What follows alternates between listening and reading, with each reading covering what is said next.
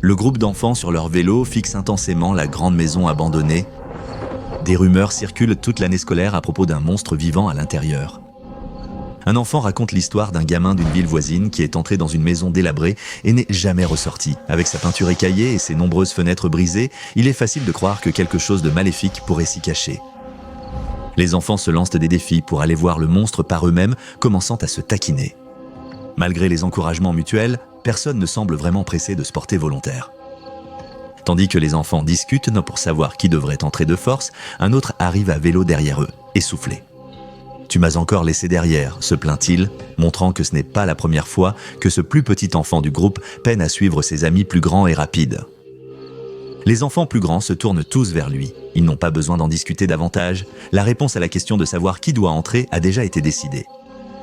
Le plus petit essaie de protester, mais au final, quel autre choix a-t-il que d'entrer ? Il doit prouver une bonne fois pour toutes qu'il est aussi courageux que les autres, sinon ils penseront qu'il est un lâche. Sans dire un mot de plus, il laisse tomber son vélo dans la terre et se dirige vers la grande maison effrayante. La porte s'ouvre facilement et le garçon scrute l'intérieur de la maison sombre. Le garçon entre, faisant grincer bruyamment les lattes du plancher. L'intérieur ressemble beaucoup à l'extérieur, vieux, usé et abandonné. Mais soudain, il perçoit un bruit. Un grattement au-dessus de lui. Il veut partir, mais ses amis l'encouragent à continuer depuis l'embrasure de la porte. Le garçon, plein de courage, se retourne pour leur montrer sa bravoure. Le garçon commence à monter les escaliers, chacun d'eux grinçant sous ses pas. Il arrive en haut des escaliers et trouve un palier avec d'autres pièces, toutes pleines de saleté et de débris. Il y a de la peinture en bombe sur beaucoup de murs et beaucoup de déchets. Il semblerait que des ados traînent dans ce lieu.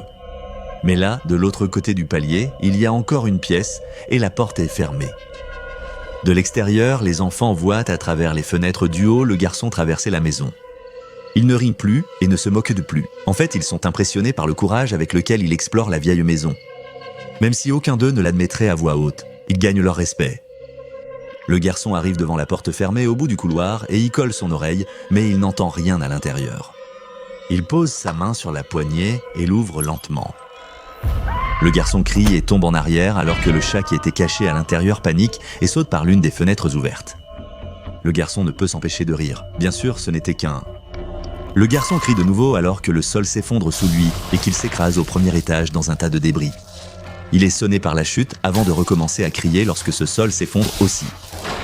Ses cris cessent brutalement quand l'impact au sol du sous-sol vide ses poumons. Couvert de poussière et de débris des 2 étages traversés lors de sa chute, il se sent meurtri et endolori, mais peut bouger ses doigts et orteils. Il n'est pas paralysé et ne pense même pas avoir un os cassé. Peut-être qu'il va bien.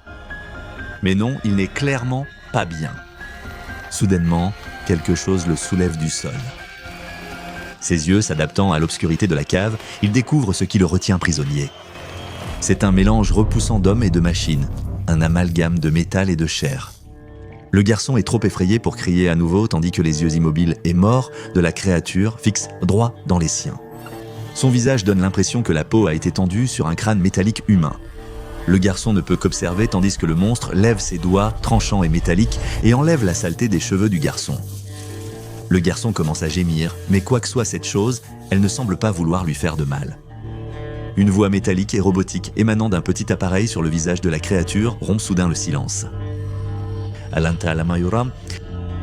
Le garçon ne comprend pas, mais l'homme robotique incline sa tête terrifiante sur le côté et répète la même chose. Le garçon est toujours confus, mais il a l'impression que le robot essaie de lui dire quelque chose. Il a en quelque sorte l'impression qu'il ne va pas lui nuire. C'est donc ça, le monstre tant redouté, une machine-homme incomprise vivant ici, au sous-sol. Le robot sursaute lorsqu'on lui brise quelque chose derrière la tête. Il jette le garçon sur le côté et se retourne pour voir les amis du garçon, armés de morceaux de bois et d'autres débris en guise d'armes. Ils sont venus sauver leur ami du monstre qu'ils ont défié de trouver. Un autre s'élance pour frapper le robot, mais il tombe à genoux de douleur avant de l'atteindre comme les autres enfants. La créature a émis un son strident, forçant les enfants à se couvrir les oreilles. Ils ressentent tous une douleur brûlante donnant l'impression que leur tête va exploser. Le bruit perçant continue de retentir, mais le monstre semble être entré dans une sorte d'état de dormance et ne bouge plus. Le petit garçon se remet lentement à genoux, les mains sur la tête, puis se relève. Il fuit le monstre et ses amis agonisants, montant les escaliers pour s'échapper de la vieille demeure. Une femme se tient devant le plan de travail de la cuisine, coupant des légumes pour le dîner de ce soir et discutant avec sa fille aînée de ses projets pour le week-end lorsque la porte arrière s'ouvre soudainement avec fracas. Son fils, le petit garçon, est là. Il parvient à peine à murmurer les mots « monstre ». Il y a un monstre dans la cave avant de s'effondrer, du sang coulant de ses oreilles et de son nez. Puis il commence à convulser sur le sol. Dans un commissariat, un policier est au téléphone. Je vois. Oui, c'est étrange, un homme en métal. Sans blague, je vais envoyer quelqu'un tout de suite. Ne partez pas. Le policier raccroche le téléphone et regarde autour de lui, s'assurant que personne n'est à proximité ou ne l'écoute, puis il sort son téléphone portable. Il compose un numéro de tête et quelqu'un décroche presque instantanément. « Ici, l'agent Patch », dit le policier. « Vous devez envoyer une équipe de confinement ici tout de suite, et une bonne. Je ne sais pas ce que c'est, mais c'est dangereux. » Une équipe mobile de la fondation SCP, spécialisée dans la capture d'humanoïdes dangereux, est arrivée sur place et a capturé l'anomalie. Les équipes de désinformation ont inventé une histoire de fuite de gaz ayant entraîné la mort malheureuse de plusieurs enfants de la ville et ont administré des amnésiques à tous les témoins potentiels. Une fois le confinement délicat achevé, il était temps de découvrir la véritable nature de cette étrange créature. SCP-203 semble avoir été autrefois un homme humain caucasien, bien que son apparence actuelle soit désormais très différente de ce qu'elle était autrefois. Cette créature humanoïde bipède mesure 2,5 mètres de haut et pèse environ 200 kg. Sa taille et son poids incroyables sont dus au fait que le squelette d'origine de l'homme a été entièrement retiré et remplacé par une structure mécanique en fonte. Le squelette métallique dépasse largement les os d'origine. La peau de SCP-203 s'est fendue en de nombreux endroits et tirée sur la structure mécanique sous-jacente. Certaines parties de la structure semblent avoir été conçues pour transpercer la peau, bien que l'objectif reste inconnu. En plus d'un squelette mécanique surdimensionné, SCP-203 présente plusieurs autres augmentations. Ses doigts ont été allongés en pointe acérée, semblables à des crochets mesurant environ 1 mètre de long. Ses lèvres ont été complètement retirées, révélant l'absence de mâchoire mobile et suggérant que le crâne est probablement une grande pièce creuse en métal d'un seul tenant. Autour de la bouche, plusieurs excroissances, en forme de crochet, plus petites mais d'apparence similaire à ses doigts, sont visibles. Les jambes du SCP-203 ont été modifiées avec 2 articulations supplémentaires, leur donnant une apparence canine. Ses orteils ont été remplacés par une pièce de métal solide similaire à celle des bottes à embout d'acier. Sa poitrine, sans sternum ni plastron, fait que la peau tendue se creuse vers l'intérieur lorsque son diaphragme se contracte. Ses oreilles ont été retirées, mais son ouïe reste supérieure à la moyenne. Ses yeux, toujours présents, sont maintenus vers l'avant par des aiguilles sortant des orbites. Les iris semblent dilatés en permanence et ne réagissent pas à la lumière. Un petit haut-parleur avec une grille métallique remplace la bouche, produisant des vocalisations basiques au son nettement robotique. Les tests ont montré que SCP-203 a une compréhension basique de l'anglais. Mais sa langue principale semble être une forme d'arabe, bien qu'il n'existe aucun enregistrement du dialecte exact. SCP-203 n'a pas besoin de manger ni de boire, et sans bouche visible, il est probablement incapable de le faire. Il fonctionne plutôt grâce à une cellule d'énergie interne qui l'alimente pendant 72 heures. Après ces 3 jours, SCP-203 s'éteindra et entrera dans un état d'hibernation pendant 3 à 4 heures, durant lesquelles sa source d'énergie se rechargera, lui fournissant ainsi 72 heures supplémentaires d'énergie. Toutes les tentatives d'examiner SCP-203 par imagerie médicale ont échoué. Les chirurgies exploratoires ont déclenché ces mécanismes de défense douloureux et mortels. Lorsqu'il perçoit qu'il est menacé d'une manière ou d'une autre, SCP-203 est capable d'émettre un bourdonnement à haute fréquence qui a un effet profondément nocif sur le système nerveux humain.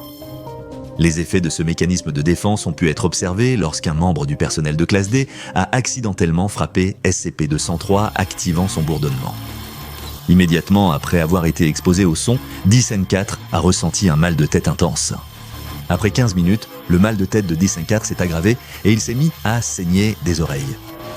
Après une demi-heure, le déclasse maintenant à l'infirmerie a commencé à convulser et à saigner de tous ses orifices. 10 minutes plus tard, le déclasse était mort. Un autre test a été effectué avec des résultats presque identiques et une progression des symptômes similaires. Cette fois, au lieu de transférer le D-Class à l'infirmerie, il a été maintenu dans la cellule avec SCP-203. Après 40 minutes, le D-Class était mort et quelques minutes plus tard, 203 a finalement cessé son bourdonnement. SCP-203 s'est alors approché du corps du D-Class décédé et a commencé à utiliser ses propres augmentations pour extraire le squelette du D-Class. Bien que SCP-203 ait été arrêté avant de pouvoir terminer sa tâche, il semble maintenant que le bourdonnement qu'il produit soit un mécanisme de défense, mais il pourrait aussi faire partie du processus par lequel il crée de nouveaux spécimens de SCP-203. Lors des entretiens avec SCP-203, il affirme ne pas avoir de souvenir de sa vie avant son augmentation. Il affirme vivre dans un état quasi permanent de douleur et de confusion, trouvant un répit uniquement lorsque sa batterie s'épuise et qu'il entre en mode veille. Il affirme également ne pas se souvenir de ce qui se passe une fois que son mécanisme de défense est activé, ni se rappeler ce qu'il a fait au corps du classe D qui a été laissé dans sa cellule. Cependant, on ignore à quel point SCP-203 dit la vérité. Il n'existe aucun moyen de vérifier quoi que ce soit de ce que SCP-203 dit aux chercheurs, et pour l'instant, ces déclarations doivent être considérées par le personnel de la Fondation comme une tentative de susciter de la sympathie ou de les manipuler émotionnellement. Il a fait plusieurs demandes de médicaments antidouleurs et d'anesthésiques, mais jusqu'à présent, toutes ces demandes ont été refusées. SCP-203 a été classé Euclide et il est conservé dans un bunker de stockage spécialisé sur un site de recherche. 2 membres du personnel de classe D, avec des filtres sonores, le gardent constamment, accompagnés d'une escorte armée lors des séances de tests ou de recherche. SCP-203 est-il la victime ultime ? Un humain normal qui a été transformé contre sa volonté en un amalgame grossier d'hommes et de machines ? Peut-être qu'il y a quelque chose de plus chez SCP-203, ou plutôt de moins. Est-ce que SCP-203 nous trompe tous ? Cette âme de fer torturée n'est-elle rien de plus qu'un monstre métallique se déguisant avec la peau de sa dernière victime ? Avec plus de recherches, nous connaîtrons peut-être un jour la réponse. Découvrez une autre anomalie fascinante dans les dossiers du Dr Bob comme SCP-183. Il était un homme tordu qui a des idées uniques sur l'anatomie humaine idéale. Et assurez-vous de vous abonner et d'activer les notifications pour ne manquer aucune anomalie alors que nous plongeons toujours plus loin dans les archives classifiées de la Fondation SCP.